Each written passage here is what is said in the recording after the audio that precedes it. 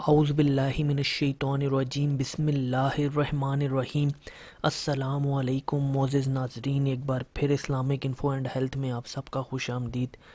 امید کرتا ہوں آپ سب خیر خیریت سے ہوں گے۔ دوستوں، آج کا ہمارا ٹاپک ہے سورہ قریش۔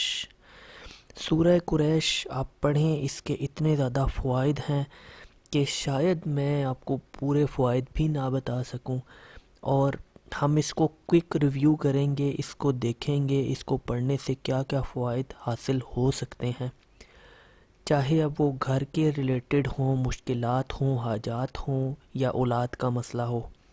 تو چلیے اس کو شروع کرتے ہیں، لیکن اس سے پہلے اگر ابھی تک آپ نے ہمارے اس چینل کو سبسکرائب نہیں کیا تو پہلے اس کو سبسکرائب کر لیں تاکہ آنے والی ہر لیٹسٹ ویڈیو آپ کو ملتی رہے، اور بیل کے آئیکن پہ بھی پریس کیجئے گا۔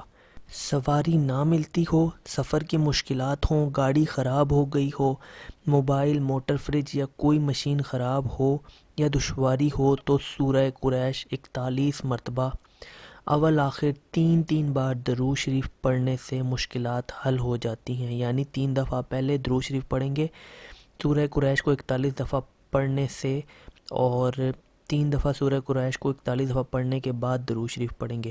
حاملہ اگر صبح و شام ایک تسبیح حمل کے شروع سے آخر تک پڑھے تو ڈیلیوری آسان ہوگی۔ گھر کے راشن پر 101 مرتبہ پڑھنے سے برکت ہوگی، کبھی کمی نہ ہوگی، ہمیشہ کے لیے گھر سے بیماریاں، مشکلات ختم ہو جائیں گی، زندگی میں سکون، چین، برکت اور عافیت ہوگی۔ ہمیشہ صبح و شام کی تسبیح کا ورد بنانے سے کامیابی مقدر بن جائے گی۔